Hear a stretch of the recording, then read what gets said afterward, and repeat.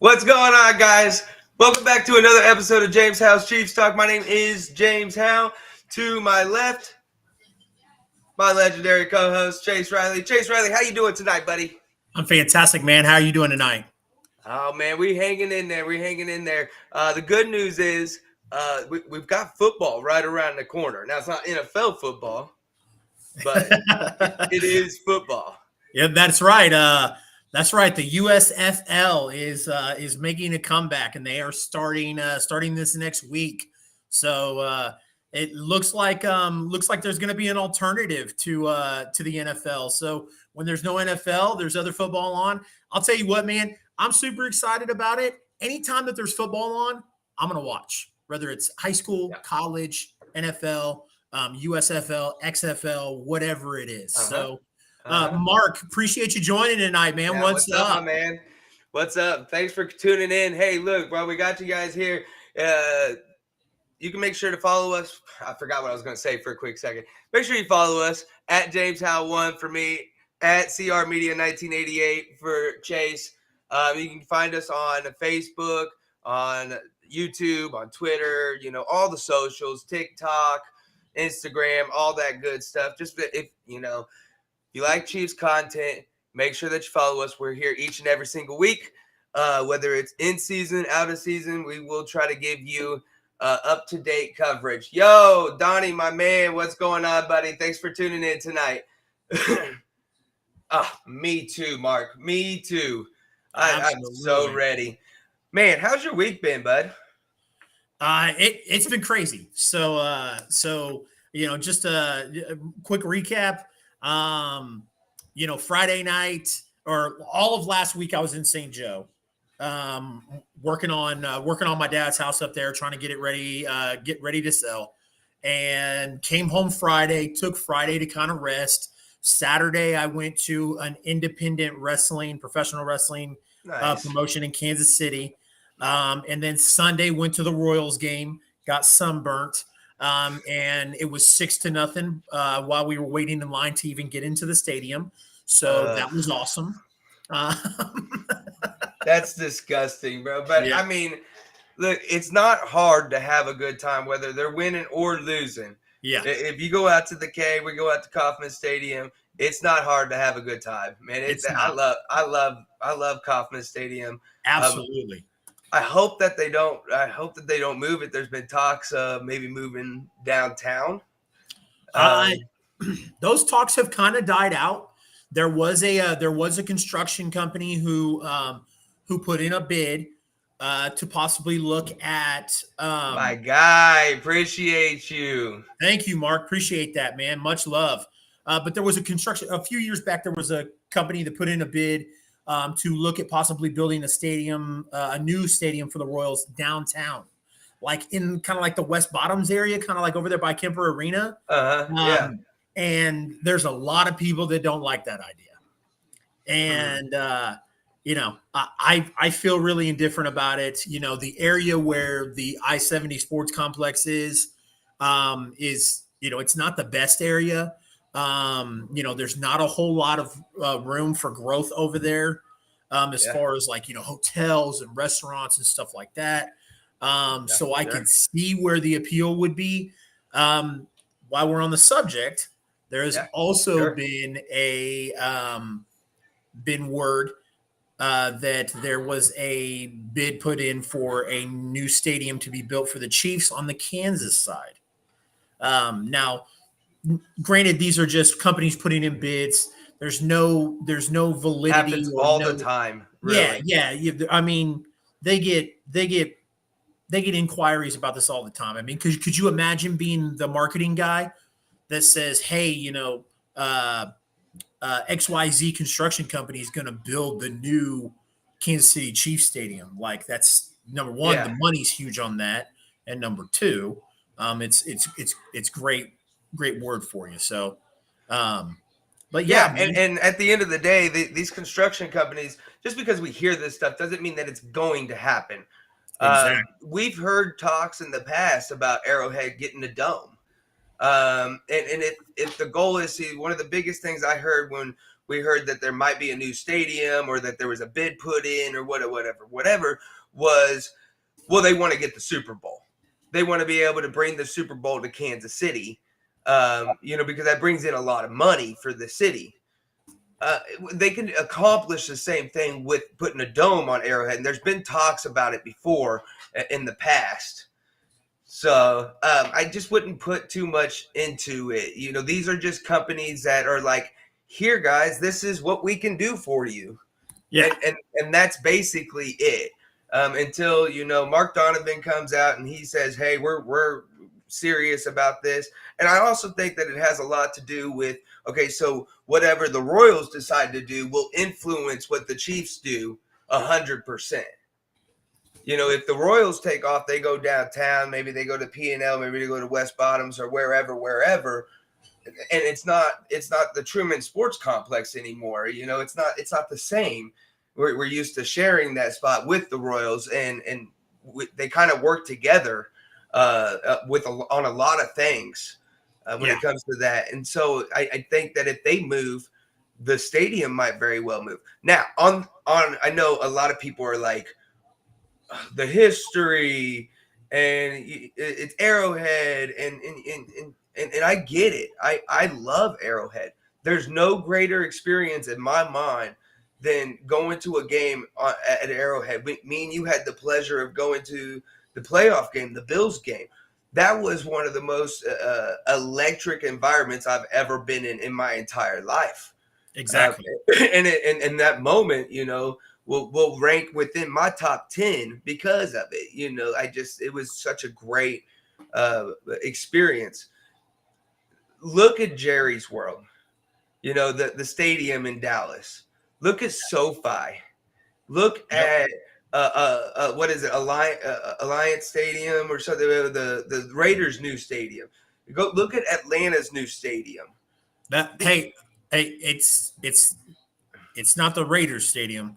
It's Arrowhead numero dos. Yeah, Arrowhead West. Yeah, we'll call it Arrowhead West.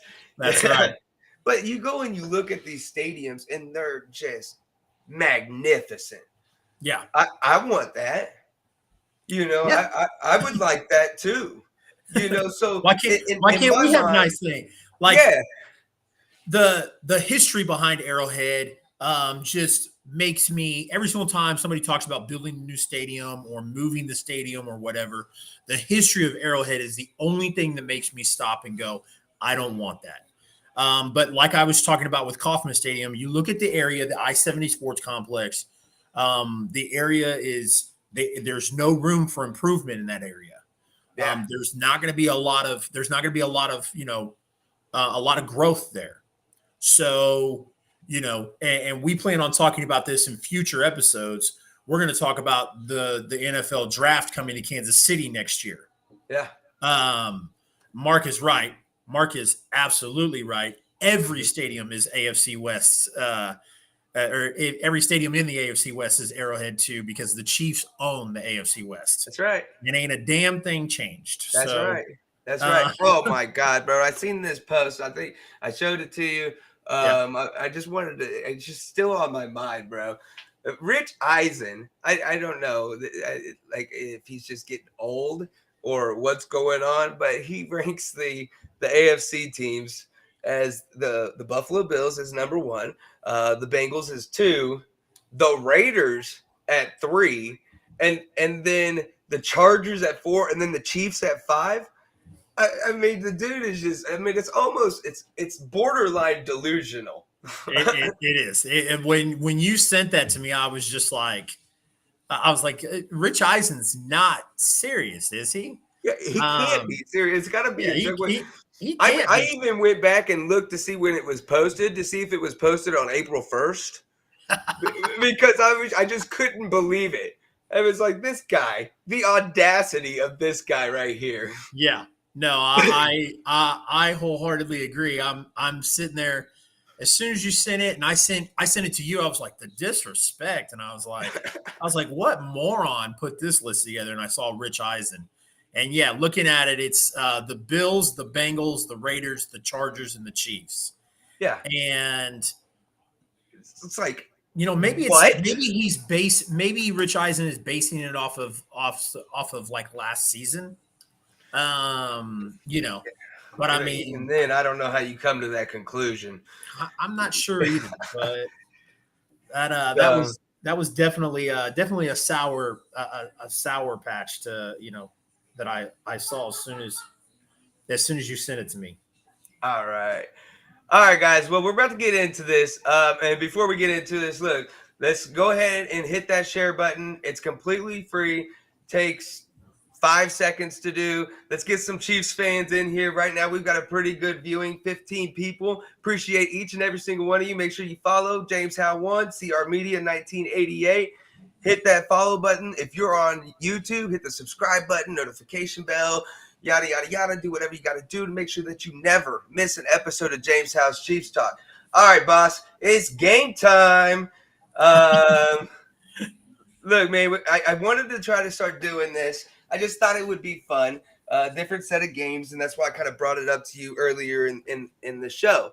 And while we got so many people on here, that's okay. Chiefs never get any love. That's okay, man, because like after we won the Super Bowl, we had that target on our back. It changed everything. It changed the dynamic of how we had to play football. Or I say we, but I mean the Chiefs. How the Chiefs had to play football. And so I kind of like playing that underdog role.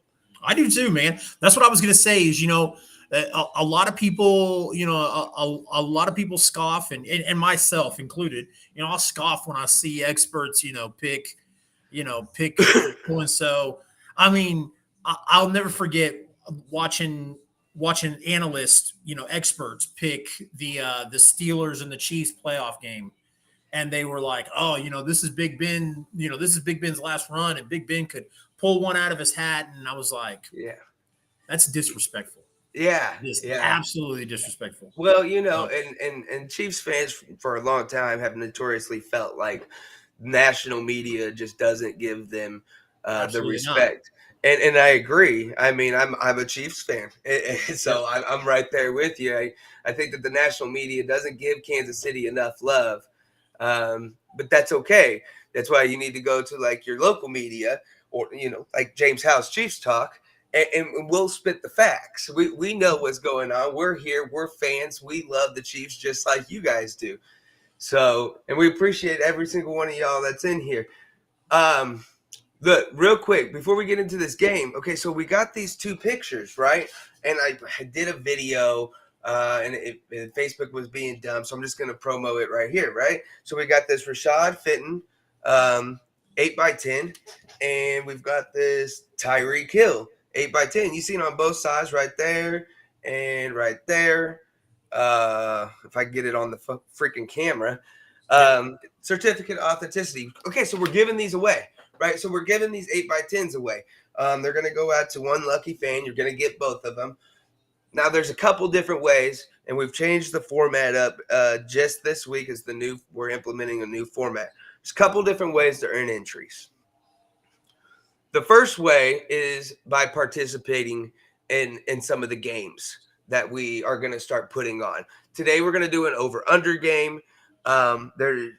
You're more than welcome to participate. Whoever wants to participate in the games with us, go ahead, hit it up in the comment section, and you'll get an entry. I'll give you an entry for free to win these, okay? Anytime that we play any of these games, maybe it's trivia, maybe it's like guess this player or something like that.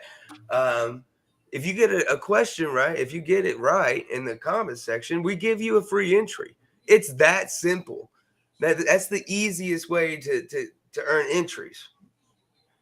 Now, the quickest way to earn entries is to click on my link in the description, Super Draft Pro, which, Chase, please explain to the folks what Super Draft Pro is. Yeah, absolutely. So Super Draft Pro is it's the future of daily fantasy sports. So right now, if you go to one of the big name daily fantasy sports, you'll have to pay daily money. Whereas with Super Draft Pro, it's a membership. So, and it's legal in all 50 states. It's backed by Caesars Entertainment, the Caesars Entertainment from Las Vegas. Yeah, legit. So, and there's 3 different memberships. You've got a 1999, pretty much a $20 membership that gets you, it gets you about, anywhere between 2 to 4 games a day. Then you've got the $50 membership, which extends your games of how many you can play a day, and then $100 a month membership, which exceeds even more. And the simplest way to put this, guys, is for every dollar you get an entry. So if you sign up for a $20 membership, you've got 20 entries, correct? Yes. And if you get, so you get the 50, you get the 50 entries. You get the 100, I'm going to go ahead and give you 120 entries. Yep. Since you went for the big boy package. Now that's not required. It's not required. We encourage it. That's how you're going to get the most entries. That's the fastest way to get entries. That's how you're going to get your bang for the buck. Yeah, so. Absolutely. And you're going to get 120 chances, 120 entries to win this Rashad Fitton 8x10 and the Tyreek Hill 8x10. Mark Murray, are you still in here, buddy? Please tell me you're still in here, because I'll tell you what, if you're still in here and you're still watching, you get an entry right now. Just because we appreciate we appreciate the follow, right? Yeah, chat. So if you're here, obviously the goal of this, reason why we want to do these giveaways, we want to give away these signed photos, is because we want you guys to come join this legendary community, sit in here, talk about the Chiefs with us, stuff like that. So this is kind of our way of, of giving back, saying, hey, we appreciate you being here. We appreciate your loyalty, the follows, the likes, the subscriptions, all that stuff. We greatly appreciate it. This is our way of saying thank you, is these signed photos. So if you're in the chat, if you're active in the stream right now, go ahead and throw something up in the chat so we know you're here, so you can get some entries. And if you want to guarantee some big entries, some big entries, and win some money on the side, man. I play Super Draft Pro all the time, and I love it, man. It's easy. It's easy. I'm on the $20 a month membership. I'm not big time. If you're interested in making money with Super Draft Pro, you can message James or I privately, and we can tell you how to become a coach to where you can get your friends and family to join, and you can make money as well. But that's how you win it, man. And we would love to get you guys some entries and make sure that these pictures go to the right people. All right, guys, let's go ahead and jump in it. I call this one the over-under game. It's pretty simple. We got a couple different topics, that we're going to ask.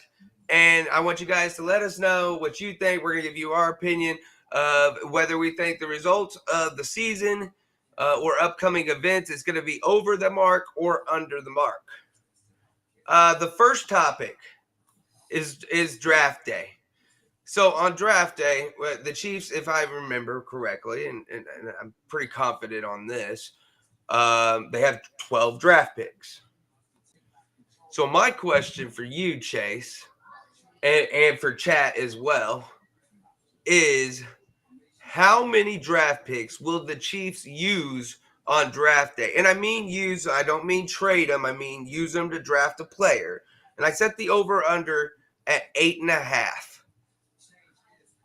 Go. I'm gonna go over. I think they keep a lot of those draft picks. I think I also say over, and I think the reason they're trying, like Brett Veach's plan this year, it was clearly to get younger. We went with Justin Reed over Tyrann Mathieu. I don't want to say we were okay with trading Tyreek Hill, but at the end of the day, we felt confident enough that, we had some young guys in place, McCole Hardman, for example, that we're going to be able to step up. Is McCole Hardman going to be able to fill Tyreek Hill's shoes? No one on the roster is going to. But it was the attempt to get younger. We've got Noah Gray behind Travis Kelce. Like we just see it all across the board that we're trying to get younger. So I think this is a great opportunity having 12 picks to go get some legitimate players. And like a lot of these picks, we've got I'll say six picks in the top 100, even though the sixth one is at a 103. That's a lot of picks, man. Yeah. And you can really do some damage if you're hitting on those. So I absolutely think he goes over that 8.5 mark, nine or above for sure. And I'm not saying we don't trade, make a move. Maybe we move up, get Jaymes and Williams. I don't know. That's what a lot of people think, but I wouldn't give up both my first rounders for it. Absolutely not. And I think that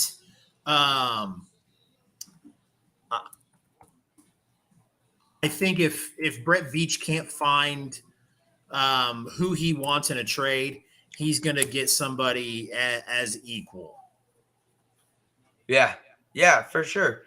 All right, so staying on the draft, Brett Veach said earlier in the offseason that I don't remember exactly what his words were, so this is not a quote, but he just implied in some sort of way that he was going to focus on the defense this year. How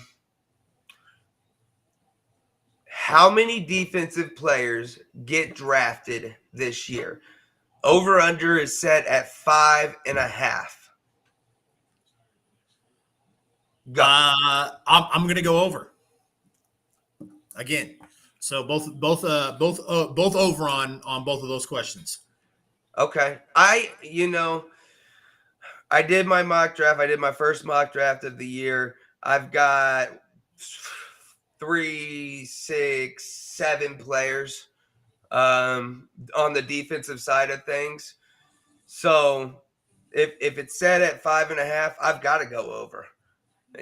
I just firmly believe it. I believe Brett Veach is, kind of a man of his word. He said he was going to go on the offense, he was going to focus on the defense and not focus so much on the offense. And I think that's exactly what needs to happen. And it's exactly what's going to happen. Absolutely. I kind of had the same thing going on, man.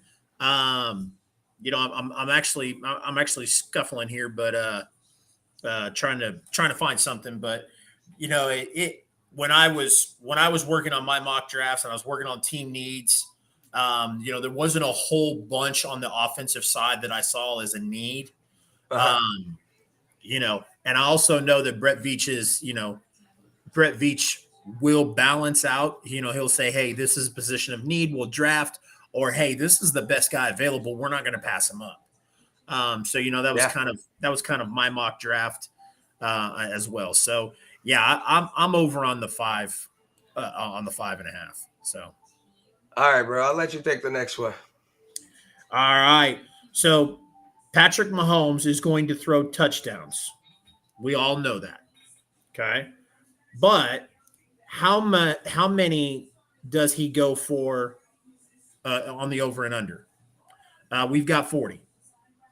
40. I'm on record in one of our previous shows saying that I don't think that this offense is going to be as explosive, but I do think it's going to be more efficient. So I'm going to go over. Okay.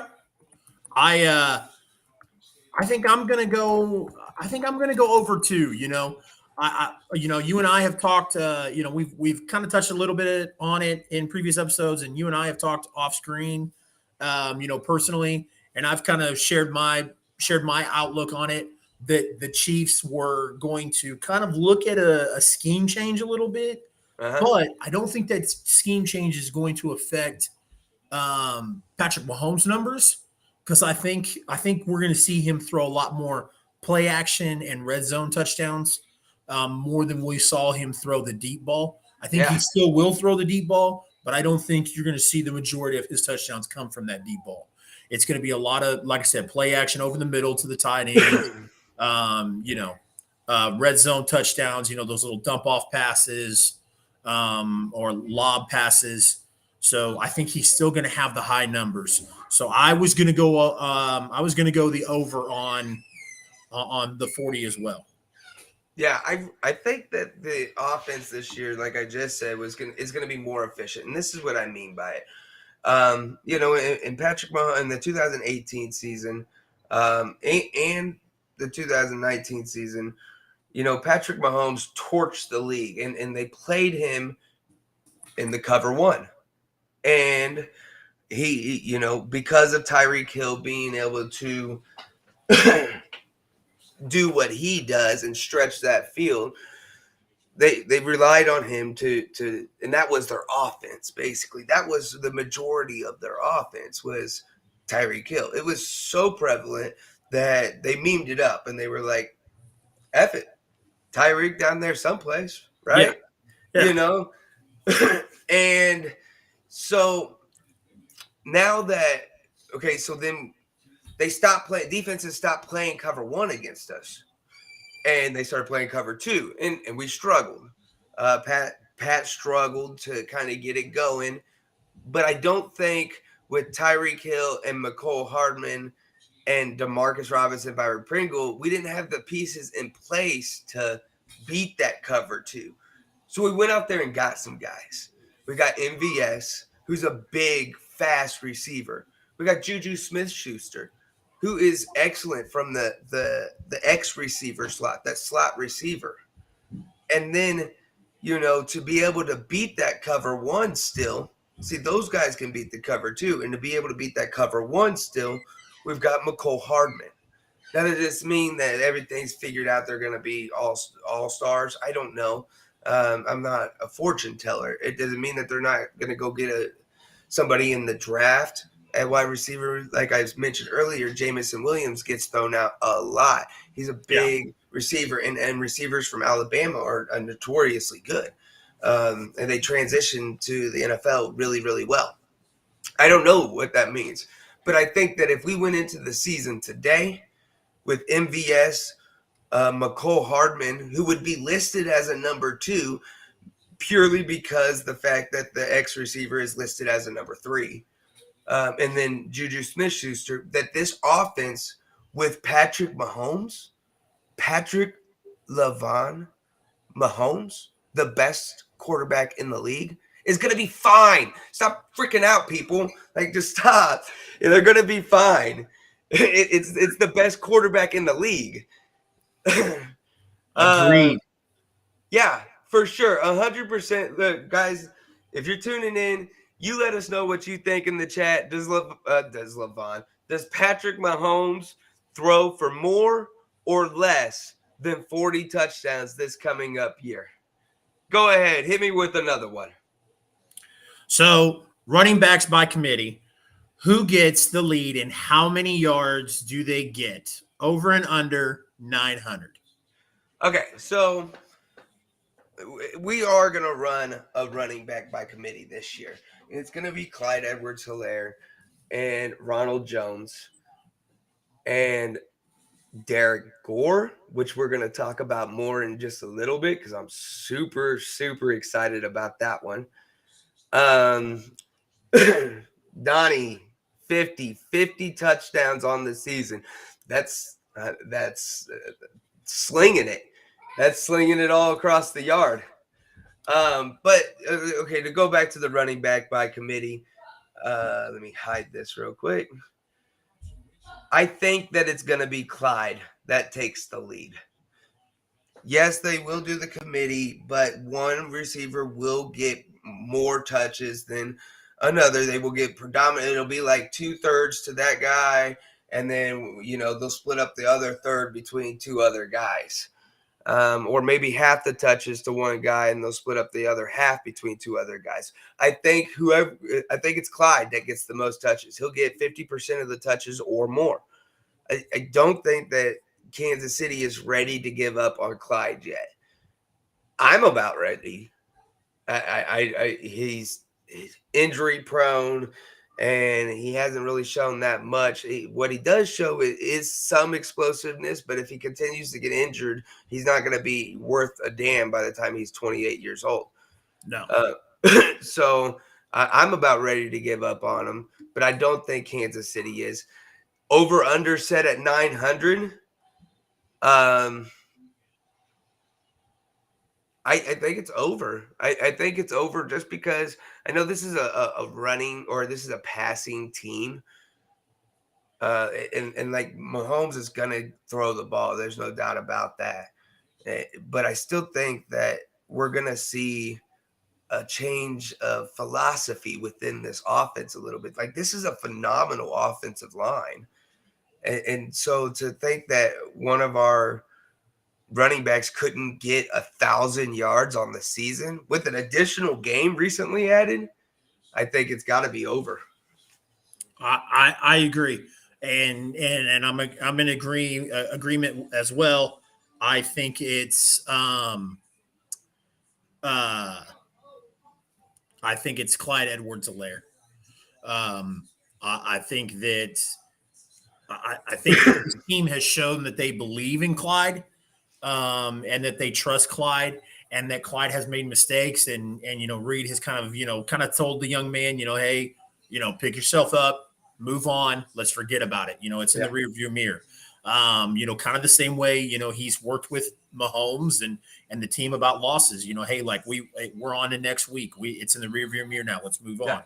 And I think that I think Clyde Edwards-Helaire is still a good young talent, and I think he's going to repay Andy Reid this year by showing out on the offense. So I've got Clyde Edwards-Helaire, and I've got him going over 900. And I think the main reason why he goes over 900 is because of the moves that we've made by bringing in Derek Gore and bringing in Ronald Jones to help shift those guys out. It's going to keep Clyde healthy, and it's going to keep Clyde strong, and he's like you said, the offensive scheme change, we're going to see a lot from Clyde. So heard that. Also, just wanted to mention, Donnie, I got you since you're participating.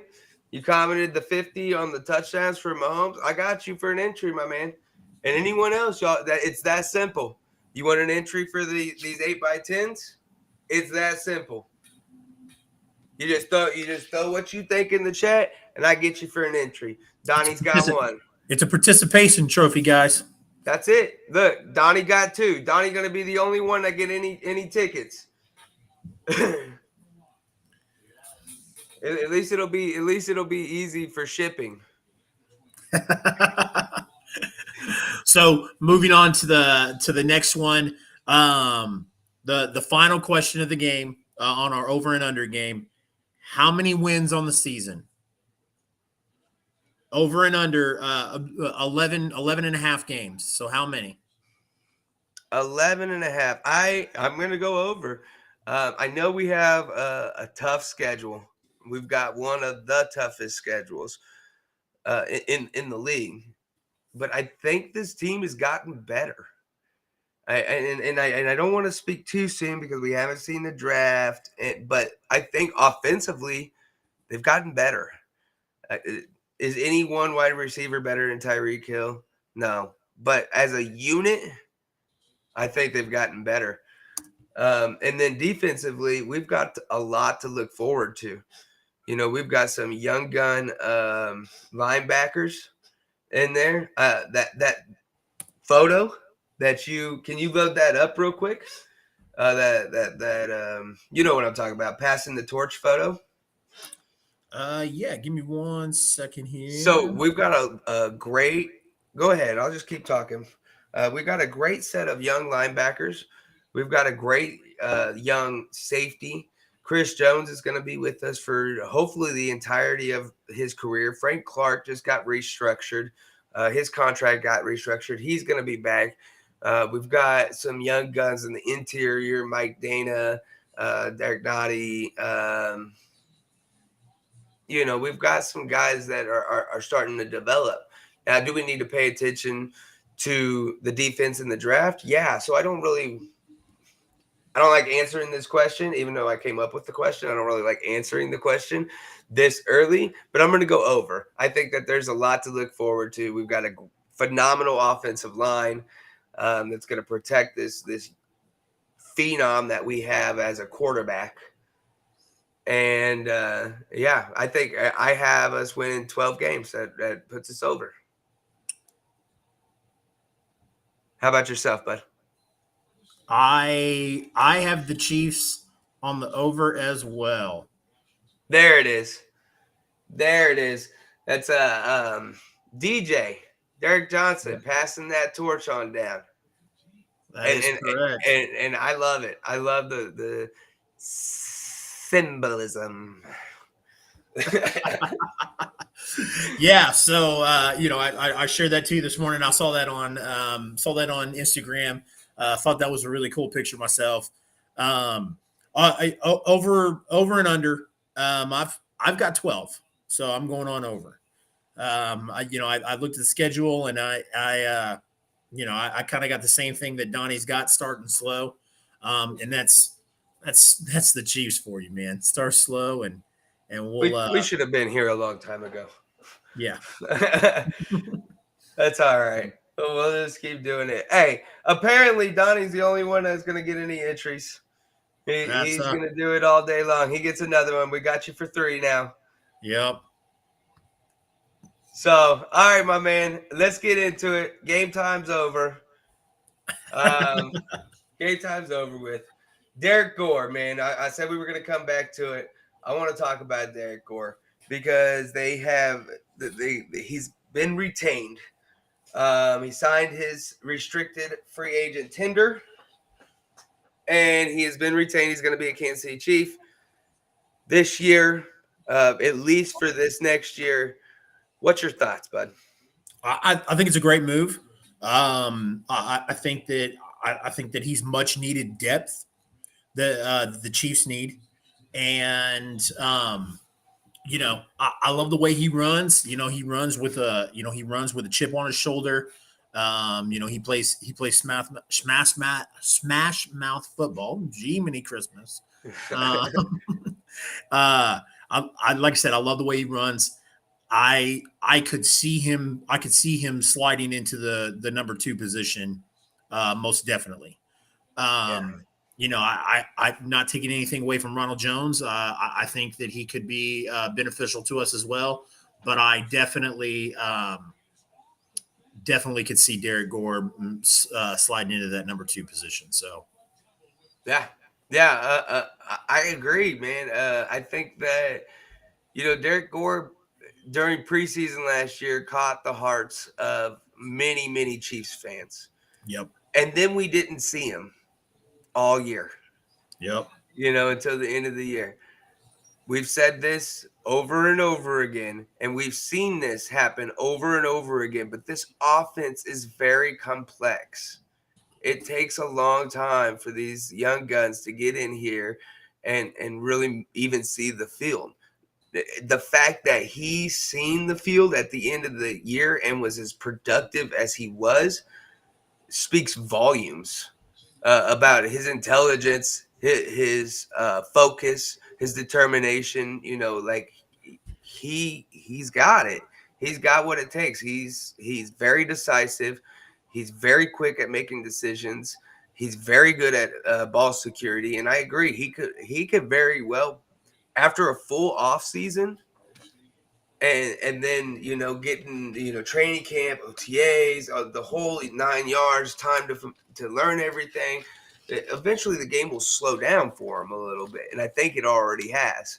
Yeah. And he could, if he keeps trending the way he is, he could take over the number 1 spot. I can see it. So, he's 27 years old. So there's not a whole lot of room left for error. And it's good that he's getting involved. Okay. So I didn't realize Derek Gore was that old.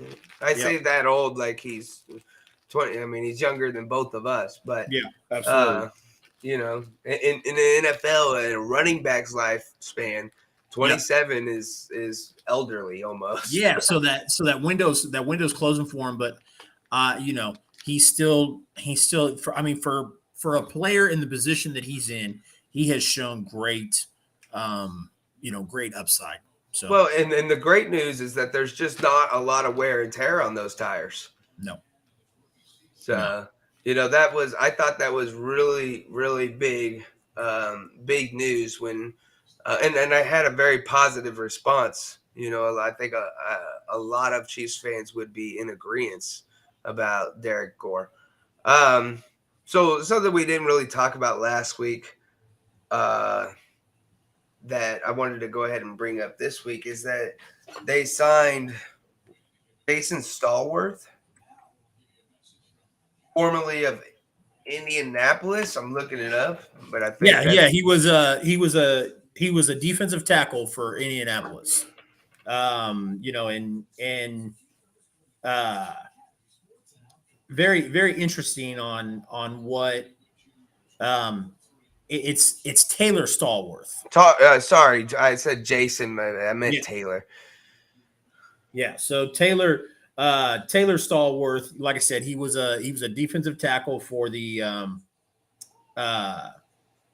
The Colts. Indianapolis Colts, and in free agency, the Chiefs offered him a contract.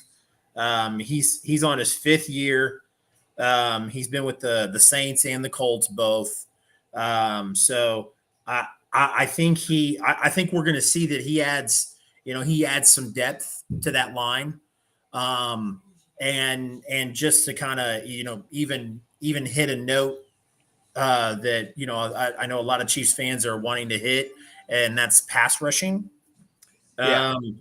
Taylor Stallworth recorded 22 pressures last season in 16 games. So he'll be on that line, and he'll be putting pressure on there. So Yeah, and really, okay, we see Chris Jones get pressure from the interior line all the time, right? But that's not really that common. Interior linemen, yeah, they do get pressure sometimes. I mean that's not really that common. It's just don't expect too much from him in the pass rushing game. Really look at his run defense, because that's what we brought him in for. Yeah. The run defense of the Chiefs last year was not good. I don't want to say it's bad. It was bad, but it just wasn't good for sure. It definitely wasn't as definitely wasn't up to par with what we expect. Having Chris Jones on the line, Frank Clark, those front four, whether the two edges are rushing the passer or not, that rush defense shouldn't have lacked as much as it did. Right. All right. I know this isn't on our rundown, but I want to talk about Melvin Ingram. It was reported. Okay, the Kansas City Chiefs signed him for peanuts last year. For what, 6-7 games, something like that. He was a free agent. The contract was only for the year. It was reported that Melvin Ingram has gone to visit with the Miami Dolphins. Okay. This is not the end of the world, Chiefs fans. Bottom half of the league. For what? For the Chiefs the run defense. Yeah. Yeah. Oh yeah, 100%. And there was like a 7-game span where we did all right, but yeah, Melvin Ingram, it's not the end of the world if he doesn't come back. He came here for peanuts, and he provided a quality service. I think that was the intention all along. Is Kansas City said, "Hey, look, we can only pay you this, but you're going to have the opportunity to earn a contract for next year. We'll give you the playing time." And he did that. He earned a contract, whether it be with Kansas City or with someone else. He went out there and was productive enough that at the age of 32, he deserves another contract. He deserves to try to squeeze every penny he can out of the NFL. So if he leaves, I'm not going to be mad at him. This is the same Melvin Ingram that played for the Chargers for the entirety of his career before going to Pittsburgh. So is there a loyalty to Kansas City? No, there's not. So stop getting mad at him. Well, I think the frustration lies, if I had to guess, the frustration that Chiefs Kingdom has to lie with the front office, for letting him letting him walk. Sure. I think we all can agree that he was a huge piece to the season turnaround. Look, I mean, believe in coincidences or believe that it was fate, that it was bound to happen. But when we picked up Ingram, the season turned around. Yeah. The defense made a turnaround. The defense made a massive turnaround. Yeah. And a lot of people believe we didn't have the highest pass rush. We were bottom of the league, bottom of half of the league, like Donnie said, in rushing defense. And that's where Melvin Ingram was. Mm-hmm. So, but the pressure that Melvin Ingram, Frank Clark, and Chris Jones were able to compile together was able to help out the guys on the outside, the back half, our defensive backs. And that's where you saw a lot of the change in the defense last year. So I agree. I think, like I said, I don't think Chiefs fans are upset with Melvin Ingram because it's not up to Melvin Ingram at the end of the day. It's like it's like we'll talk about later with Tyrann Mathieu. It's not Melvin Ingram's decision. It's Melvin Ingram's agent and Brett Veach and the Chiefs front office. And I think that's where people's frustrations lies. Why are we letting Melvin Ingram walk out the door when he was such a pivotal part last year? Well, and the answer to that, and I've already spoke about this, is we're getting younger. Yep. We're getting younger all across the board. Younger and cheaper. Yeah. And so, I think I put it in my mock draft that I thought we were going to go get an edge rusher. I'm not going to say who, but I think we're going to go get an edge rusher in the first round. We'll talk about who, after we come back from our break here in a little bit. Yeah. But yeah, that's what it boils down to me, is that we're getting younger. Did he provide a service? Sure. And so did Tyrann Mathieu. But we're getting younger. And speaking of Tyrann Mathieu, he's gone too. And now he's coming back and he's saying, what was it that he said? Something stupid. It was he had an interview with somebody from the Kansas City Star, and was quoted saying that had the Chiefs offered him what they offered Justin Reed, he probably would have taken the deal. Yeah. Now, there's some context to that. Number one, he said probably. Yeah. Number two, that's not what his asking price was. He made it very clear that hey, this is what I want, this is what I'm worth. And all the stuff that he put out on social media about NFL owners being greedy and all that stuff, not talking about the fan stuff. We've gotten into that and we don't need to get into it anymore. But he's made comments, where he's been very public about, NFL owners, being greedy and stuff like that. And, he made his price tag very well known. And then after the signing, after, he was replaced, he said, well, I would have taken that deal. Well, you don't do the negotiating, Tyrann, your agent does. So if you would have taken that deal, why didn't you tell your agent that you would have taken that deal? Yeah, 100%. So, you made the graphic, and we posted it out, and we sent it out to all the Chiefs groups. And this here was a comment that came up by Alec Rosas. I know I just butchered the shit out of that name. And if you're here, I'm sorry. I apologize. But I thought he nailed it. Why didn't you speak up and say that? Instead, he sat back and waited. His gamble didn't work, and now he wants to backtrack and put it all on the organization as to why they couldn't make a deal. 100%. This is a PR move, Yeah. is what this is.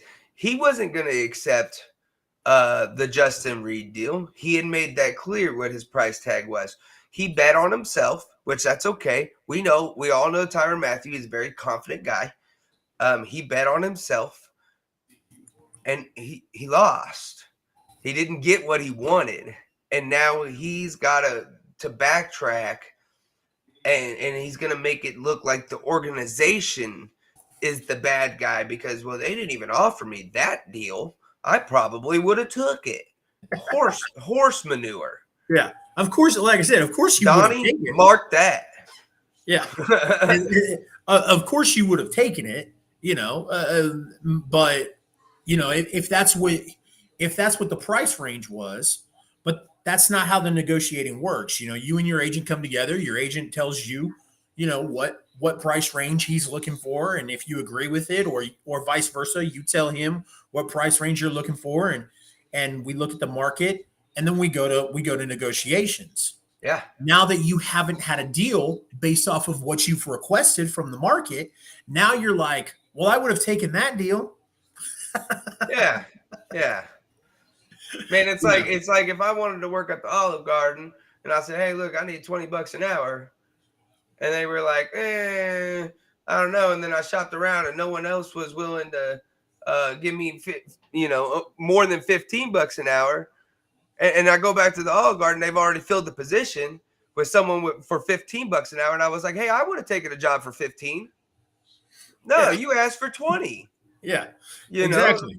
It doesn't work that way. So, yeah. And I agree with the fan, Alec Rosas.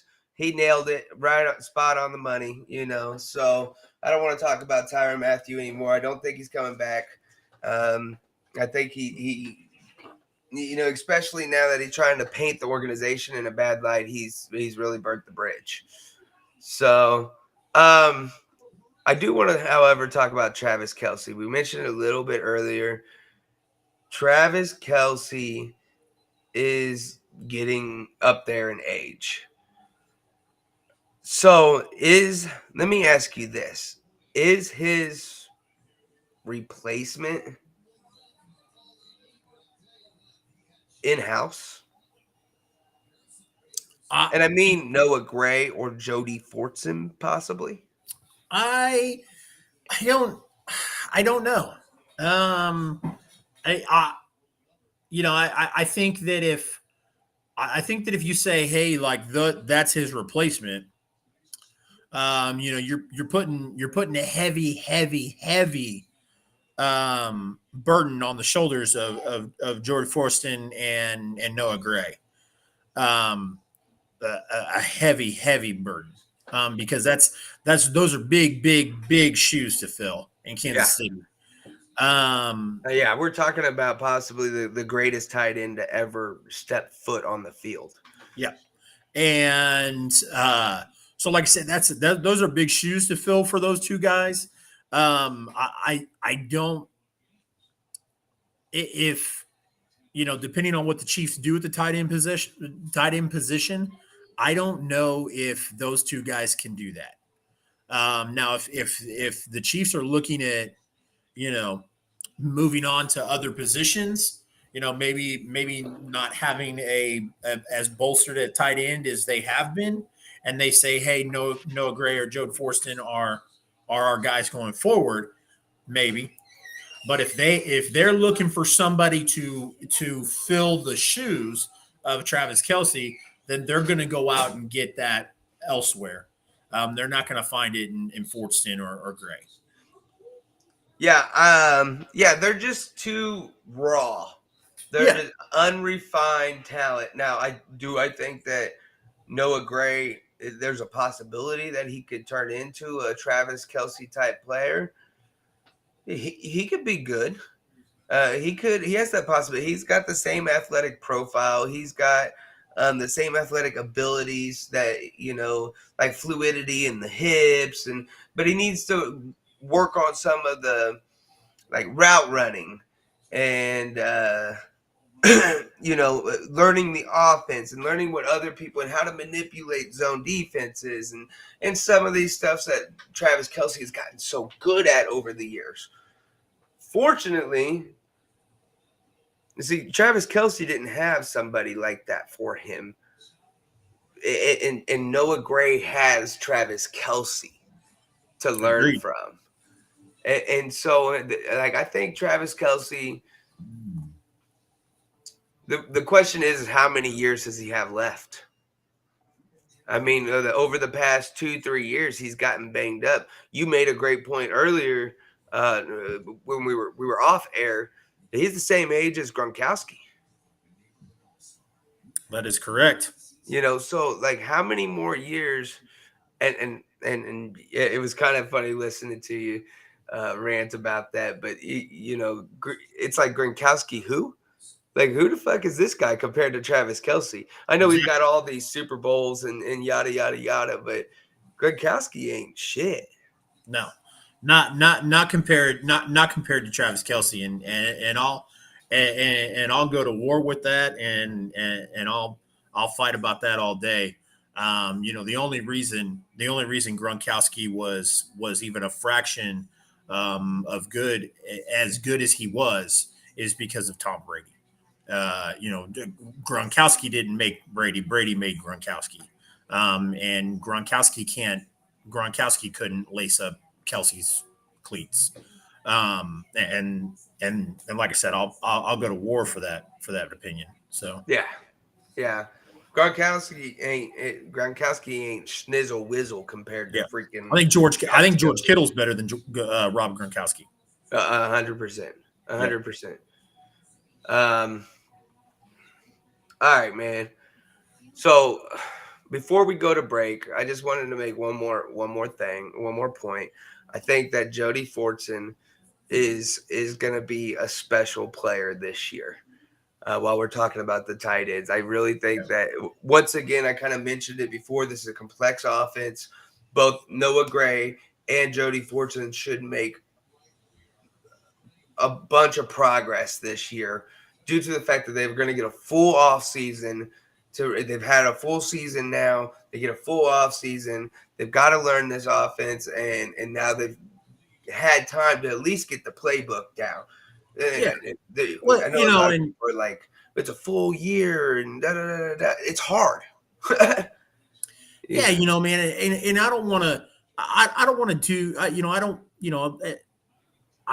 I'm always a huge supporter of the Chiefs. I'll always be a huge supporter of the Chiefs. But I don't want this to be like a bad guy turn for me. But there's certain players with Chiefs Kingdom that we call them, like, the darlings, the guys that we get behind, the Andy Studebakers, those second and third string guys, because we watch a lot of preseason and stuff like that. So there's guys we get behind, and the reality is that there's just sometimes those guys aren't going to be anything more than special teams or a third string. And with a great quarterback like Patrick Mahomes, they may catch a touchdown pass every once in a while, maybe, but that's all they're going to be. And I'm not trying to rain on that parade, but as far as Fortson goes and Gray goes, they're not going to be Travis Kelce, and they're not going to step into that number one spot.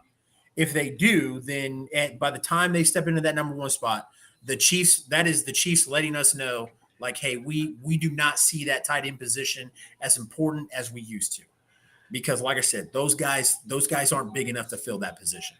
Well, I'll tell you, Travis Kelce took 5-6 years before Travis Kelce became Travis Kelce. So can I agree with you that they're not going to fill that role next year or the year after? Yeah, 100%. But can they develop? If you look at I completely disagree with you about Jody Fortson. I'm higher on Jody Fortson than I am Noah Gray. 100%. You look at how he's trending. how he came out in preseason and then he produced in the regular season until the point he got hurt. I think he's going to come out and shock a lot of people. But, you know, that's my opinion. I'm just a guy behind a microphone, you know. Yeah, no. You know what they say about opinions. Yeah. All right, my man. Let's go ahead and take a break. Before we take off and break, when we come back, we're going to talk about positions of need coming into this next year. We're going to talk a little bit about the mock draft that we did. Also, Dick Vermeil chose Carl Peterson to be the inductee. He's going to have him induct him into the Hall of Fame. We're going to talk about that and a little bit of that. And then tragic accident that happened with Dwayne Haskins. We'll talk a little bit about that when we come back. Don't forget to hit that like and share button. And we will see you guys here in about 5 minutes.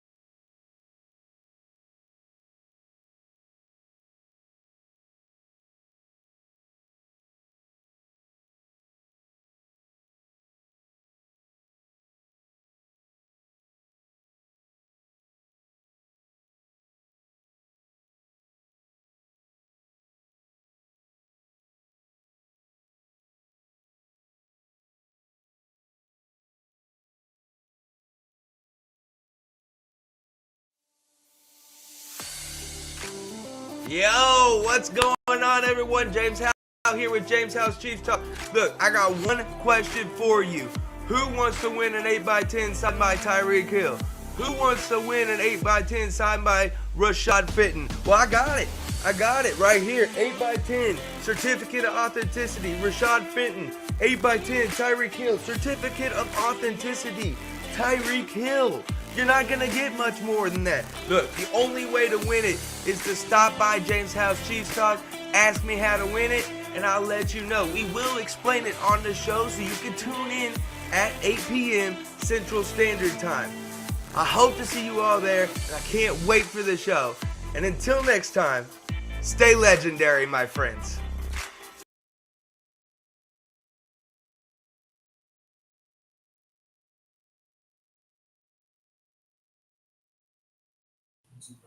Hey, buddy, you're on mute. Oh my goodness. And here you are. No. Welcome back to the second half of the show, everyone. Appreciate every single one of you. Fudge, man, that mute thing. That mute thing. Hey, like you guys just saw in that video, we are giving away the Tyreek Hill 8x10, the Rashad Fitton 8x10. It's over $200 value going to one lucky fan. Super, super easy to get in. Donnie Ray has already earned 3 entries tonight. All it takes, you follow our stuff, you get an entry. At James Howell 1, at CR Media 1988. You get an entry. That's simple. You share it, you get another entry. You participate in some of the games that we put on here at James Howell's Chiefs Talk, you get an entry. For every correct answer, for every answer, it ain't even got to be a correct answer. It's just a participation trophy. You know, you get an entry. All it takes is a little bit of interaction, and that's what we're looking for. Chase is a great guy, but I don't always like talking to just him. You know, Heard that. I like talking to everyone else, and we like getting the opinion of Chiefs Kingdom.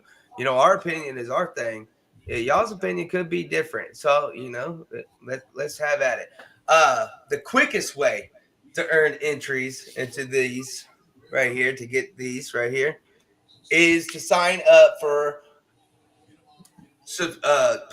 Super Draft Pro. Chase, go ahead and explain to everyone what Super Draft Pro is one more time.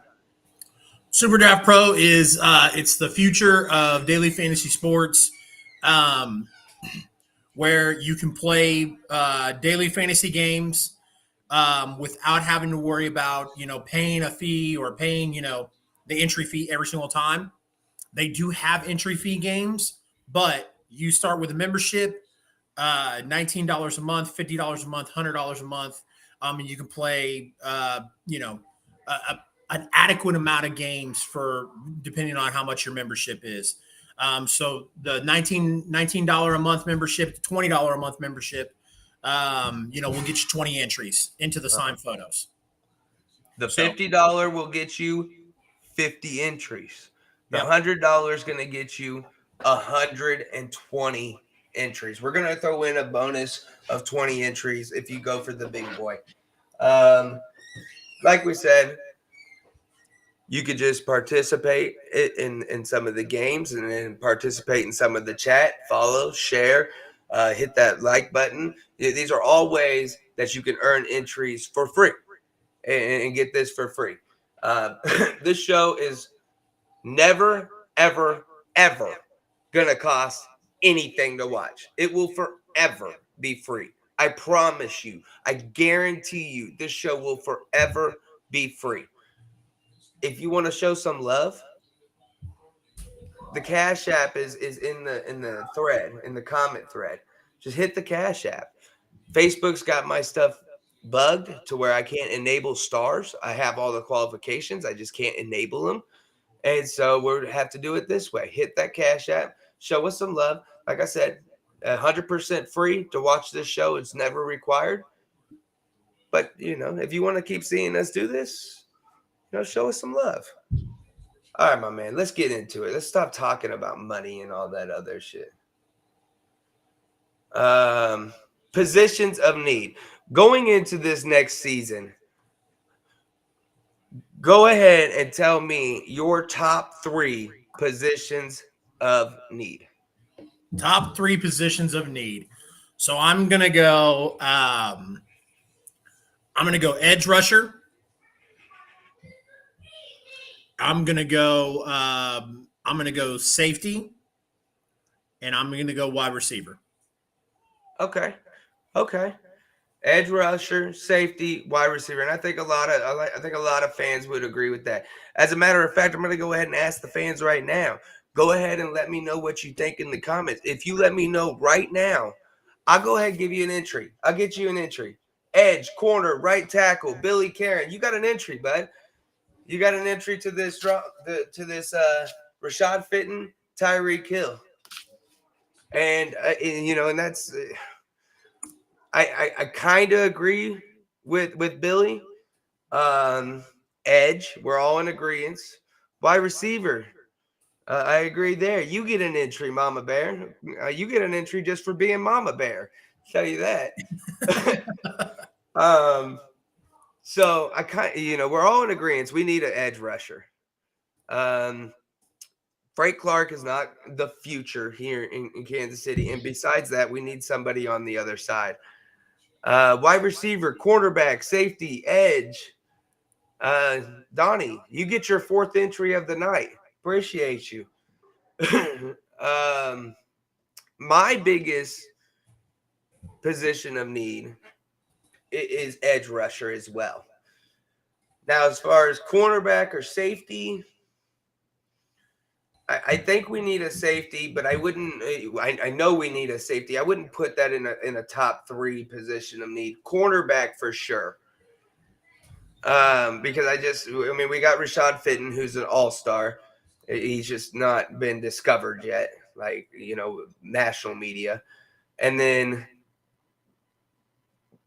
who do we got? L'Jarius Sneed, and then that's about it. Yeah. So cornerback's definitely a need, and wide receiver. I know a ton of people are going to be like, "Well, we need defense." 100%, we need defense. Yeah. That doesn't mean that we can't work on the offense at the same time.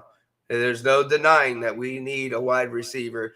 We need a big body wide receiver that's quick, that's going to be fast, and is going to be not going to need a whole lot of refinement to just step in there. Now, I'm okay if we don't get that because, like I mentioned earlier in the show, I think with the combination of MVS, Juju Smith-Schuster, McCole Hardman, our running backs, our tight end, that whole combination with the stellar offensive line, this offense is going to be more efficient than what it was last year. So I have a hard time putting that in the top 3, wide receiver. So to make my final answer, I'd say edge, cornerback, and right tackle. I would agree right tackle. I agree with Billy 100%. Just because I'm not sure on – that's the weakest link in our line, and I'm not sure if Lucas Niang is that guy. Agreed. So I could definitely go down that route. So I did this mock draft, right? And the first, I've got Kansas City with the number 29 and the number 30 pick, right? David Ajobu and George Pickens. Now, I said that I wouldn't include wide receiver as a top need like that, but it would almost be like a luxury of an embarrassment of riches at that point. We need to get, in my opinion, we need to get a young, fresh wide receiver from the draft, and it needs to be in the first 3 rounds. After that, I had a safety in Jalen Petrie from Baylor, and then Travis Jones, inside defensive line from UConn.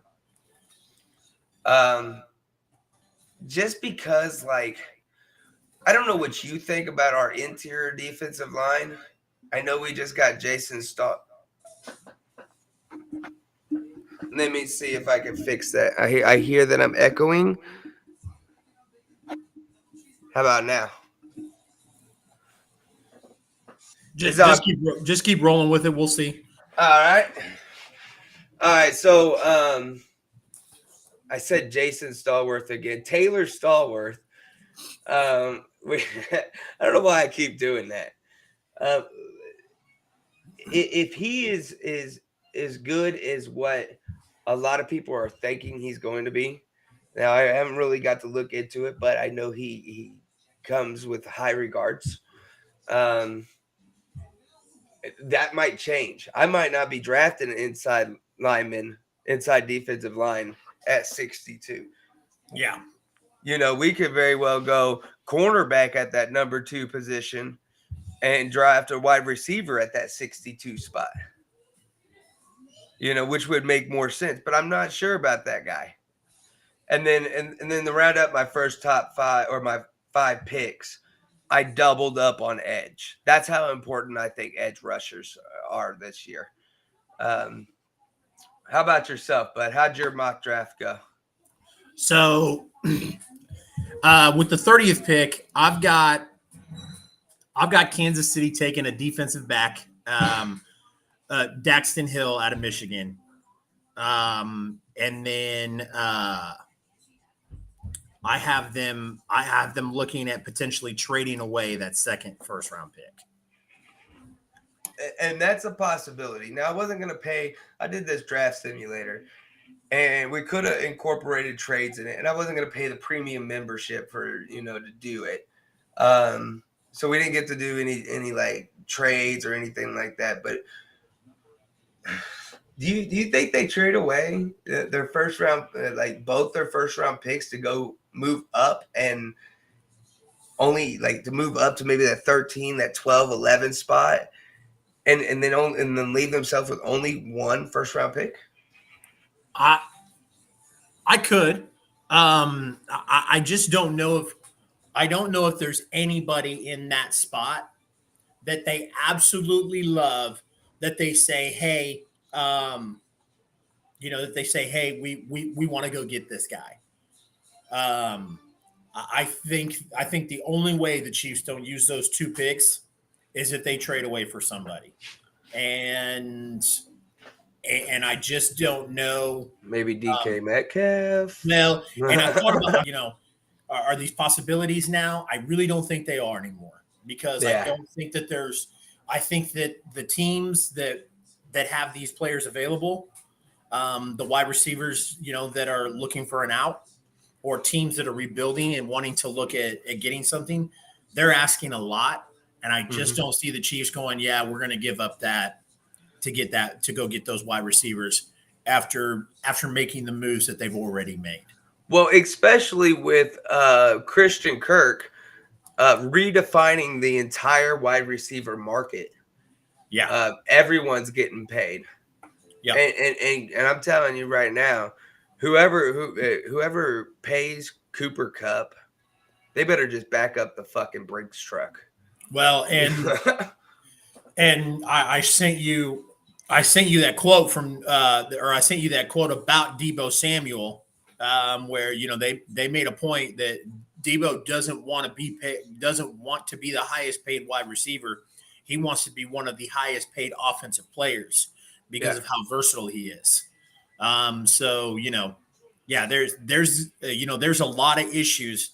And so if the Chiefs trade those picks away for a wide receiver, like let's say DK Metcalf, and some of these deals get made before that trade happens, or right as the trade happens, whoever trades for DK Metcalf has to sign him to a new deal. Mm-hmm. That's going to factor in a lot, man, and it's going to be it's going to be real hard to do. So, and we're going to have the same conversation like we had last year on this show about the Orlando Brown ordeal, where people were like, well, I don't know if he was worth the first round pick that we gave up for him. Well, the Chiefs were not going to sign him. Like, that just wasn't going to happen. Right. So whoever they make this trade for, if they trade one of those first round picks away, that person has to be looked at as a long-term option. and I just don't know if there's anybody on the market, on the trade market, that would be worth that. Also, when you look back to recent draft classes, I mean, DK Metcalf was a rookie not too long ago, and he came out and he made a splash. And we've seen it from Jerry Jeudy. We've seen it from the kid out there in Dallas, CeeDee Lamb. We've seen these receivers come straight from college and make instant impacts on their team. Absolutely. So I just to your point, I don't think that Kansas City's not going to turn into Miami all of a sudden and just and sell the farm to go get a wide receiver. It's just not going to happen. Yep. Billy Karen says Juju, Josh Gordon, McCole Hardman, MVS, Kelsey, Fountain. Remember, that's that Fountain kid I was telling you about. He was making big splashes. He's a big handsy receiver. And and Billy brings up a great point, man, because I completely forgot about Josh Gordon. I mean, we weren't even. I mean, I'm not counting on Josh Gordon, flipping it around and becoming a top wide receiver. But man, like if he can turn it on a little bit, he's a fantastic option there, and another viable weapon for Patrick Mahomes. Yeah, so, and I've said it a couple times already, and I'll go ahead and say it a third time. This offense takes a long time to learn. Yep. It does, and he's going to get a full offseason, and he's going to get a chance to have a full resurgence and not come in the middle of the year and then be held to a certain expectation and yada yada yada. He's going to have that chance to go through preseason and training camp and really learn this offense. I think Josh Gordon's still got a little bit left in the tank. I really do. He just needs to learn this offense. Man, where were we here? So we talked about the USFL. I don't want to talk about that again. Dick Vermeil. Okay, so go ahead. You start us off with Dick Vermeil, bud. So, Dick Vermeil came to Kansas City. Gosh, I don't have the exact year. And I'm kind of limited on screens. I don't have my double screens up. I think it was like 99, I think, or something like that. I'm not exactly sure either. But I mean, what an impact he had.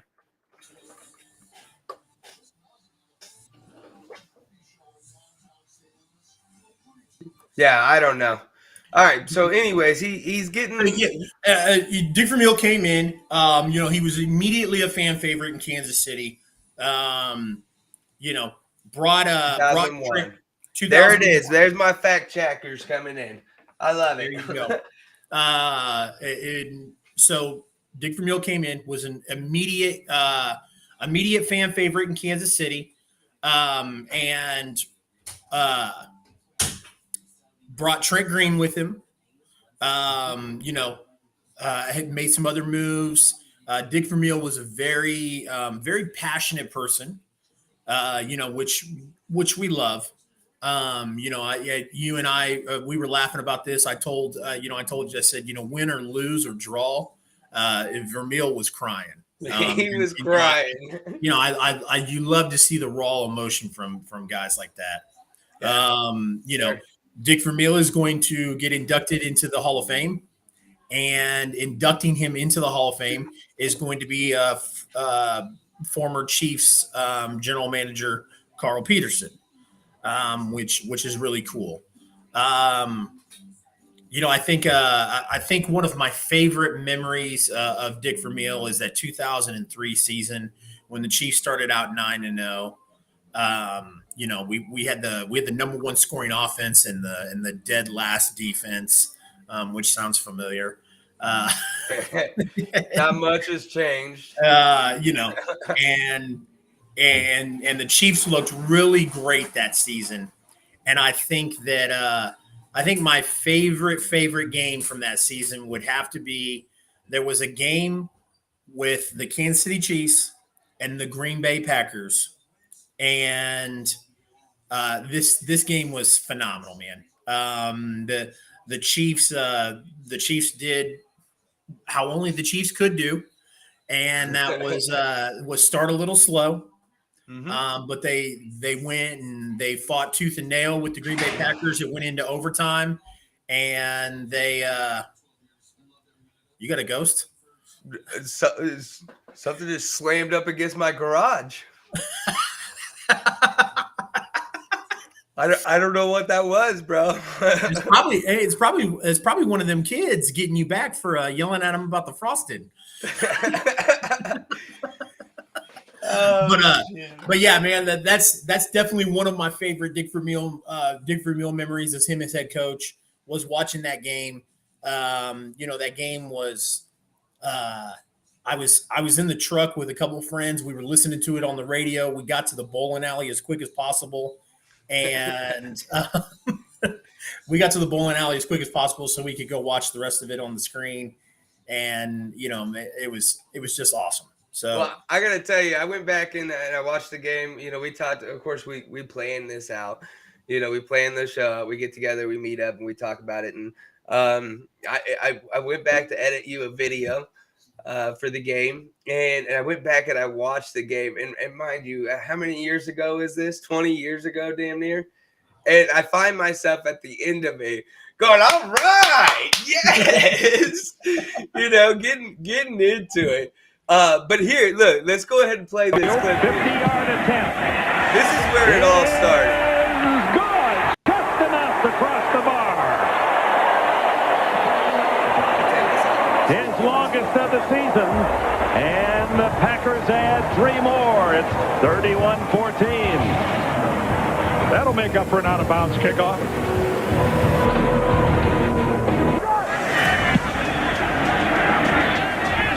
By Bidwell, the tackler of the game, to Hall. Flags are down. Hall looks for some block. He's got one, 30. Got the wall on the far side, 50. And finally tripped up at the 45-yard line. The halftime.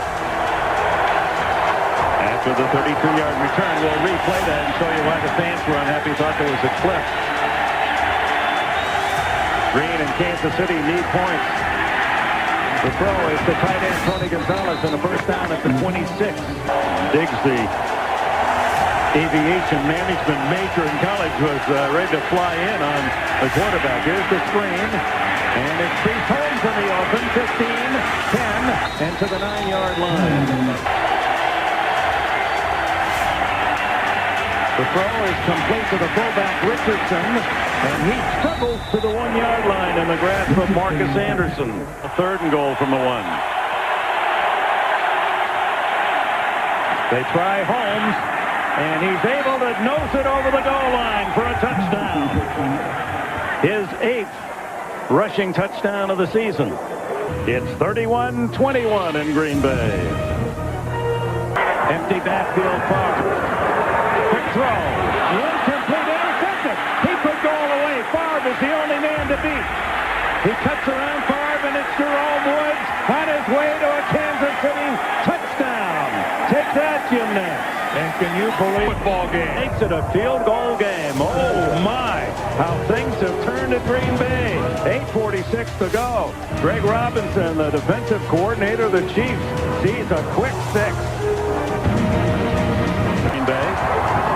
The one-arm handoff to Mon Green. And the Chiefs defense showing more spirit here. Drop Green for a 2-yard loss on 2nd and a dozen. Green in motion, and then they throw back the other way, and it's knocked down at the line of scrimmage by Gary Stills. So Still and Favre, 3rd and 12, rolling right, looking, and finally runs out of room and out of bounds in front of the Packer bench at the 42-yard line. Kansas City Chiefs 67 yards. Al Saunders goes to play action out of the I formation, and somebody in the Chiefs secondary completely loses track of Tony Gonzalez. Ever since he's been in the league, this guy's not afraid to go down the middle of the field. And that graphic sure does give you a good look at it. And Anderson are cemented as an outstanding team. And here's the big play, 3rd and 12. The quick throw to the outside to Driver, and he can't get away from Eric Warfield, who quickly gets company. 2 yards. Bad snap, but the hold is good, and the kick is good. Doug Peterson with a great job. He had trouble handling the snap. Consecutive games now to tie it. No doubt about it. And Anderson and the Chiefs, who are down 31-14 entering this 4th quarter. Yeah. And both of these teams offensively, this coin toss could have a you'd have to think that the first guy that gets the football here is the odds-on favorite to win it. Let's listen to Ron Winter. Title is timeout. Timing will be as if it were the 4th quarter. Hands it in. Kansas City wins the toss. And Vonnie Holliday, the ex-Packer who has transferred his talents to Kansas City as an unrestricted free agent, made the call. Green gives to Priest Holmes, and Holmes bangs forward for 4. 46 yards rushing for the Chiefs. Holmes hit the line of scrimmage and able to struggle forward to the 38-yard line. Cletus Hunt to make the play. 39. Holmes again. And he seems to be picking up steam, running better now in overtime than any quarter of the game. Barnett gets him to the turf, but not until another 6-yard gain. And they give it to Holmes. Dives to the 50 for the first down. So that gives them 60 yards rushing. And boy, they've been punishing hard-earned in every regard for overtime. Trent Green hands off to Holmes. Holmes has some opening 45-44. Stopped rudely by Nick Barnett. That 4'6" decathlete speed of his, the rookie. Green hasn't thrown a ball in overtime yet here at Lambeau, and he won't hear as Holmes again finding a hole.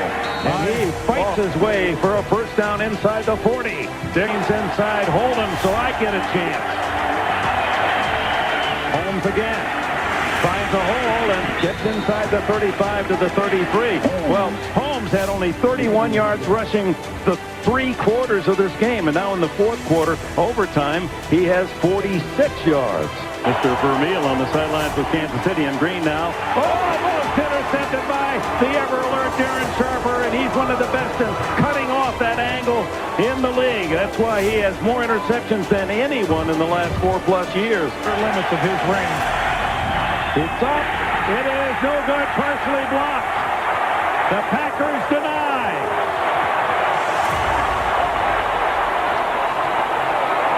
Well, anytime you feel that you're on the outer limits of your range, sometimes you have a tendency to drive the ball a little lower than normal. Number was obscured. Now Favre gets his chance with good field position, the 39. Amon Green, who's had a sensational day, fumbles the ball, and it's recovered by Kansas City's Mike Maslowski. He caught it midair, the fumble. Green, who's been so reliable, and coughs it up at the Kansas City 48. Longer time to talk to them and say, if you try this again, we'll knock it out again.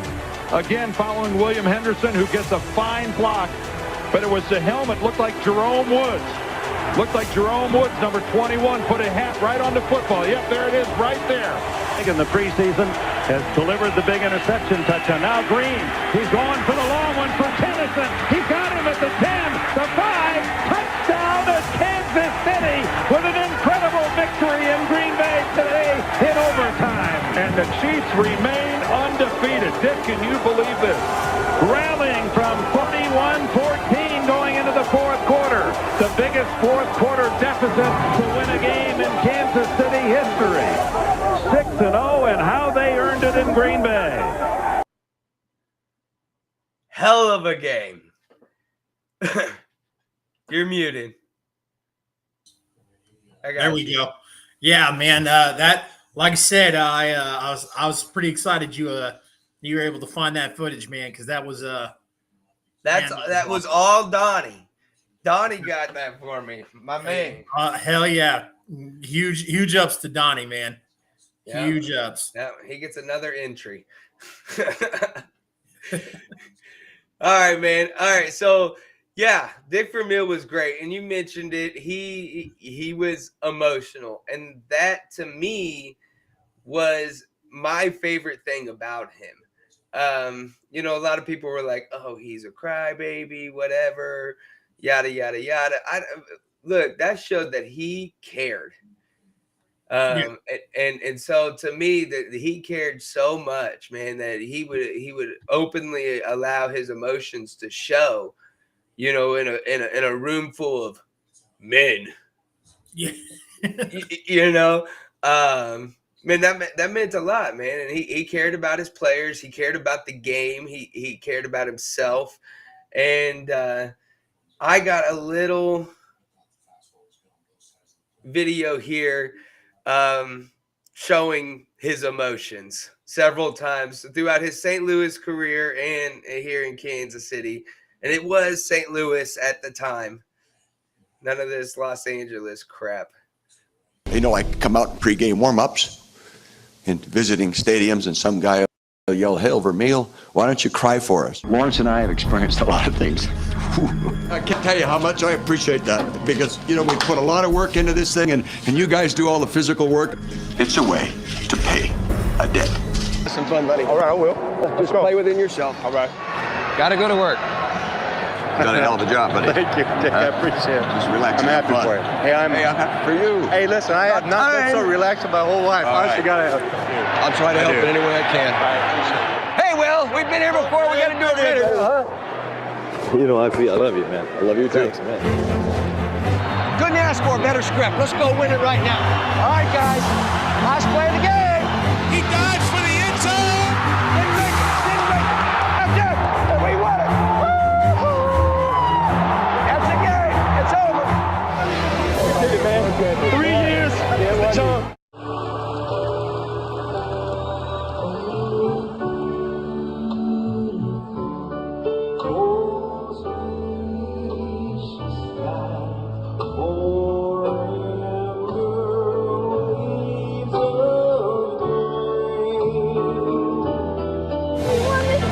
We won the Super Bowl, did we not, huh? Did we win the Super Bowl?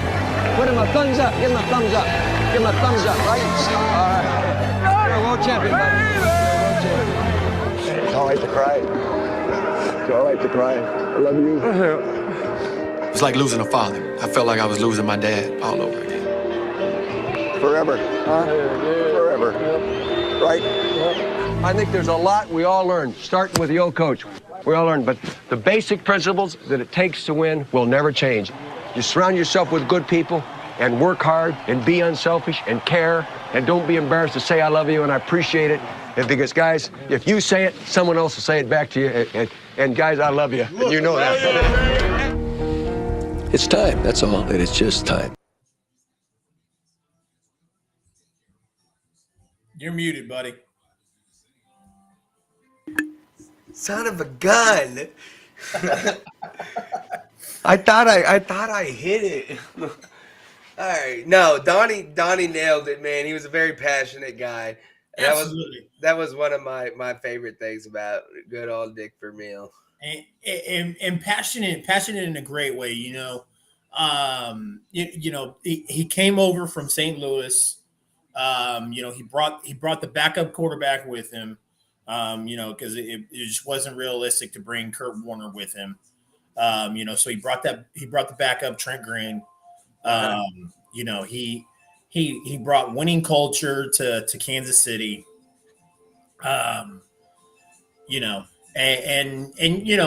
Regardless of what can be said about, anybody we mentioned, whether it's Carl Peterson or, I was going to talk about Gunther Cunningham. Gunther Cunningham going from being, the head coach, and then, Vermeil bringing him in and letting him be the defensive coordinator. I thought was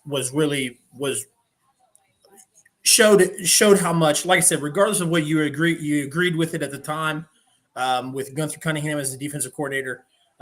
Dick, that was, he was Dick Vermeil's guy. So yeah. The loyalty was there. Exactly. You know, and it was like he said, you know, hey, if you say I love you to somebody, they're gonna say it back. You know, and that just, you know, that's kind of just has that mentality of, you know, just spreading positiveness around not just, you know, where you're at, but out in the world as well. You know, you go out and tell somebody you love them, they're going to tell it back to you back. So you're just spreading positively. So, you know, and that was an amazing time to watch Chiefs football. Oh yeah, I mean, with Trent Green, Priest Holmes, Eddie Kinnison, Johnny Morton, Tony Gonzalez. Yep. I mean, Tony Richardson. The list goes on and on. We've seen Jerome Woods.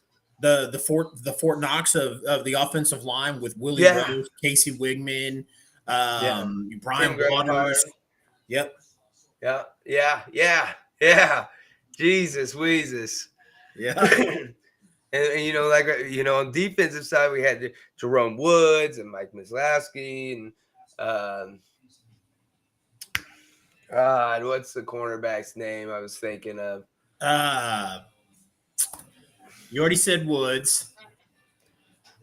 I don't. Yeah, it's okay. I'm not going to hang up too much on it. I'll remember it as soon as we get off the air. But it was, And Billy brings up a great point. You imagine Pat with that offensive line. Imagine if Pat would have had that offensive line in the Super Bowl against the Buccaneers. Well, I'm pretty high on the offensive line we've got right now. Absolutely.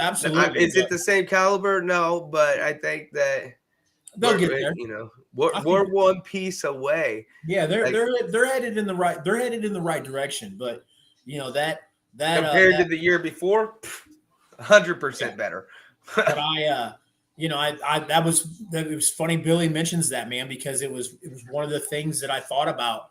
You know, and I was thinking about, you know, when you were asking me like, hey, what's your favorite Dick Vermeil memory? I was sitting there and just thinking about that team and thinking about what they accomplished and what they didn't accomplish. And you know, and one of the things that came Dante Hall. That was another guy we left out. Yeah. One of the things that came to mind was that offensive line. And you mentioned Dante Hall in that video clip that you shared. You know, he mentioned Dante Hall mentioned he was like, man, it was like losing a father. Like when he left, and you know, like that's crazy. Like I mean, he just left the team. You know, he just left the city. I mean, it wasn't like he was, you know, he didn't he didn't pass away or anything. I mean, he's still a phone call away. You know, he's still an email away. All that stuff. So you know, for Dante Hall to say that about Dick Vermeil, you know, it just shows you that the impact that he had on everybody's life, whether it was personnel, coaches, or players. Yeah, 100%. And Carl Peterson, like I said, Carl Peterson's gonna be the one to induct him into the Hall of Fame. Mm-hmm. And they shared something I thought was interesting. I didn't, you know, I mean, we were pretty young at the time, though we remember the moments that he, you know, in his tenure with the Chiefs. We didn't know a lot about the history. Him and Carl Peterson have history from UCLA. Yeah. From back in like the 70s or early 80s or something. I've seen that. I didn't know it at the time, of course. Like of course. You know, so that's, like I said, you know, whether it was players, personnel, or coaches, man, he touched a lot of lives, and you know, that's awesome. So hey, Billy, my man, since you've been so interactive, I'm gonna go ahead and give you an entry into that drawing. We're gonna go ahead and give you an entry. Like I said, guys, it's basically a participation award. I'm giving it away. I decide who gets the tickets. If you're participating with us, I'll give you a ticket. So I appreciate you, Billy Karen. That's my sensei. Your sensei. Yeah, that's my sensei. I need to get back into classes. I need to get my kids in there, but it's been a long time. But you know, I was taking some martial arts classes for a while. Gotcha. Okay, I thought you were saying sensei to be like funny. No, like I thought maybe you knew him from like school with, you know. No, not at all. No, not at all. No, my actual sensei. Yeah, that's funny. That was the first thing that came to mind when you said sensei. I was like, so he knows him from school. Yeah, no, I took some martial arts classes with him, not much, but they did a little bit, and he's invited us out there before to bring the kids out there, and but my youngest is just now old enough to really get in there and start taking classes. Not my youngest, my second to youngest. My boy.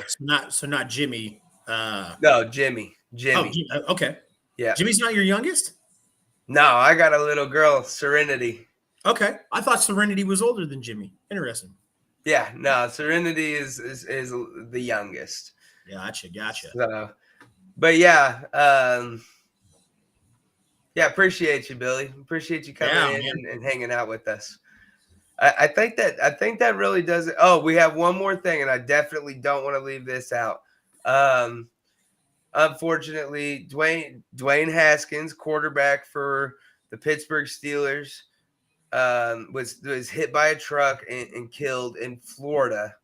I believe he was 24 years old, and it was really, really unfortunate deal, man. Like we kind of heard so earlier in the season last year, we heard the Henry Ruggs situation where he was drunk and killed somebody, and that was really unfortunate too. But to the point that he ended up killing somebody, but the story itself almost made you angry. With this Dwayne Haskins story, man, it really hit me hard, man, because he was a standout in college. He came here and he was with Washington, which I don't know if you heard about Washington, but they've got themselves in some doo-doo, financial issues. Yeah, no, we can definitely touch on that after it. It sucks, man, because number one, a young man lost his life. And that's the worst of it. Where the tragic way it happened. You don't ever expect anybody to go that young. Granted, anybody can go at any time, but for it to be such an unforeseen accident like that. Sure. It hits you hard because, like I said, man, he's 24, and his future was so bright, man. And a lot of people. I'm not gonna harp on it too much because I don't want to give it the time of day. But there was a very popular sports analyst who put out a tweet, and Gilbrand, I'll throw his name out there because it was nonsense that he even said that. So, I'll throw him under the bus for that. Did you say it? I'm sorry, I missed it. Gilbrand. That's his. I wasn't talking about Gil. I was talking about Shefty. And Shefty. Yeah. And I understand, granted, whether Scheffner meant it, I don't think Scheffner meant it the way that it came out, but he still should have worded it better. In a position that he's in, he's got to be conscious of what he's saying. And what I'll say is that, especially in Chiefs Kingdom, where we've seen, a lot of people in Chiefs Kingdom are huge Alex Smith supporters. Where Alex Smith spent the tenure of his career, where Alex Smith was kind of thrown to the side. He was considered done. He came to Kansas City and made a difference in Kansas City. So to say that at 24 years old, Dwayne Haskins was done is just asinine and it's stupid. So yes, he did have a bright future ahead of him. He could have at any time been put in the right position. I thought he was going to have a good chance there in Pittsburgh. Yeah. I messaged, of course, Mike Harris, a big Pittsburgh fan, but I messaged him when I first heard about the move, and he wasn't too hyped up about the idea, but I just thought that was a very good move on their end, that he had the potential to even be Big Ben's successor, and start for the Steelers. You know, and he's out there putting in time in Florida with Chase Claypool and getting to know these receivers, getting that chemistry built. And I mean, like, the point is, his future was incredibly bright. Even if he is sitting and pulls like a Chase Daniels and collects a bunch of money his entire career as a backup quarterback and never really sees the field, I mean, his future is still incredibly bright. Extremely. And for, you know, something so tragic to happen and for that young man's life to be taken away as early as it was, it's just, it's heartbreaking. It really is. It's heartbreaking. So, you know, but yeah, I think that's really it. Did you have anything else that you wanted to say tonight, bud? No, man. Like we covered it all. You know, I had a lot of fun tonight going over the Dick Vermeil stuff, rewatching that Green Bay game. I knew you were working on some visuals for that. So I purposely, because like as soon as I said it to you, I was like, oh man, I want to go watch it now. I was like, no, I think Jaymes is putting something together. So I'm gonna wait for the show tonight. You know. Yeah.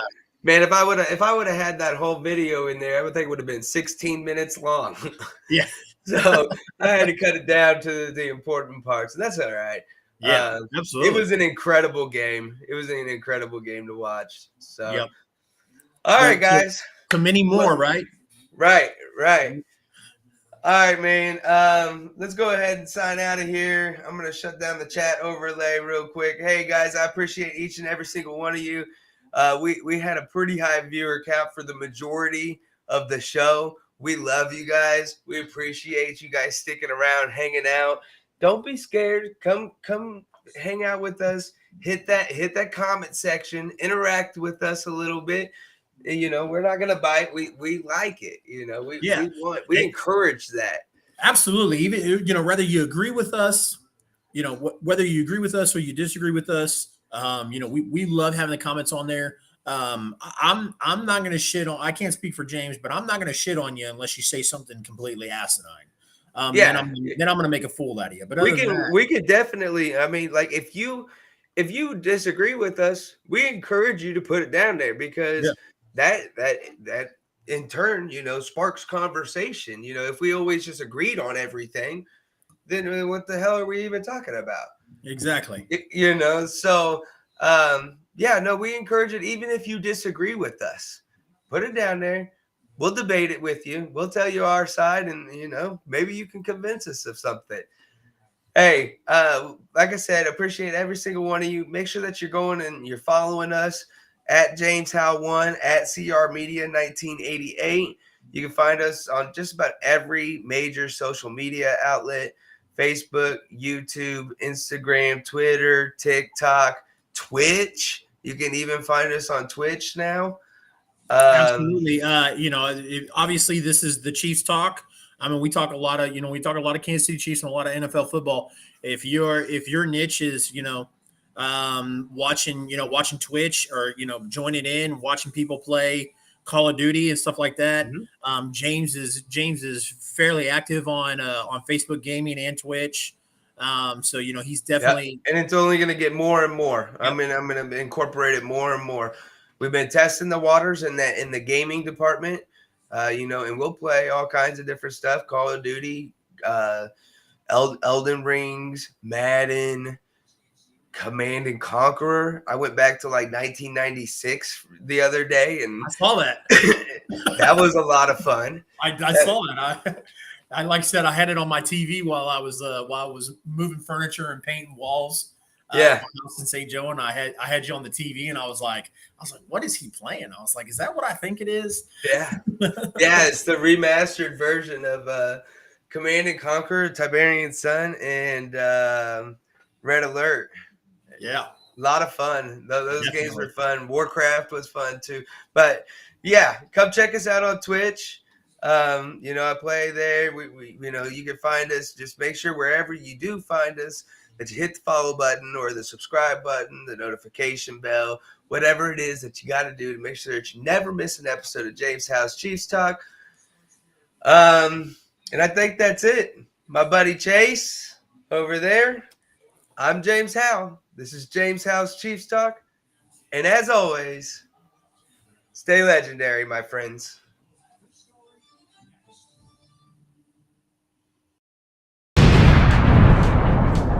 What's going on, guys? Jaymes Howell here. Look, if you enjoyed this content, go ahead and hit that subscribe button. And more importantly, make sure that you smash that notification bell. That way you'll never miss any content from Jaymes Howell's Chiefs Talk. Also, while you're at it, go to Jaymes Howell's Chiefs Talk on Facebook as well as on Twitter. You can find the links for those in the description. Until next time, once again, stay legendary, guys.